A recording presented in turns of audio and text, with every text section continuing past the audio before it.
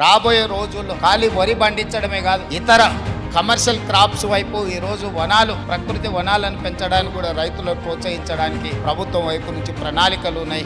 వాళ్ళందరికీ కూడా ఇలాంటి వ్యాపార కేంద్రాలు ఉంటే రైతులు పెంచే మొక్కల్ని కొనుగోలు చేయడానికి అవకాశం ఉంటుంది. కోటి మొక్కల్ని తెలంగాణ రాష్ట్ర ప్రభుత్వం పెట్టాలంటే ఎక్కడో ఒకడ గ్రామాల దగ్గర ఆ మొక్కల్లో పెంపడానికి క్షేత్రాలు ఇస్తున్నాం. కానీ 6 నెలలు సంవత్సరం పెంచితే అవి మేము నాటినప్పుడు 20-30% కంటే ఎక్కువ బ్రతకడం లేదు. అందుకే రాబోయే రోజుల్లో మా మంత్రి గారికి సూచన చేస్తున్నా, అదేవిధంగా ఫారెస్ట్ మినిస్టర్ గారికి కూడా నేను ఆదేశాలు ఇస్తా. 2-3 సంవత్సరాలు పెంచిన మొక్కల్ని తీసుకెళ్లి నాటితే మొక్కలు బతకడానికి ఎక్కువ అవకాశం ఉంటుంది. కానీ మరి రైతు 2-3 సంవత్సరాల ఆదాయం లేకుండా ఉండాలి అని అంటే రైతు బ్రతకడం కూడా కష్టమవుతుంది. అందుకే దానికి తగ్గట్టుగా ధర చెల్లించి రాష్ట్ర ప్రభుత్వమే కొనుగోలు చేసి రాష్ట్ర ప్రభుత్వం నాటే హరితహారం మొక్కల్ని 3 సంవత్సరాలు 4 సంవత్సరాలు పెంచిన పెద్ద మొక్కల్ని నాటితే అది ఒక్క సీజన్లో మనం కాపాడుకోగలిగితే చాలు, అది తప్పకుండా చెట్టుగా వృక్షంగా మారే అవకాశం ఉంటుంది. అందుకే రాబోయే రోజుల్లో ప్రభుత్వం యొక్క విధి విధానాలను చర్చించుకొని వాటిని సవరించుకొని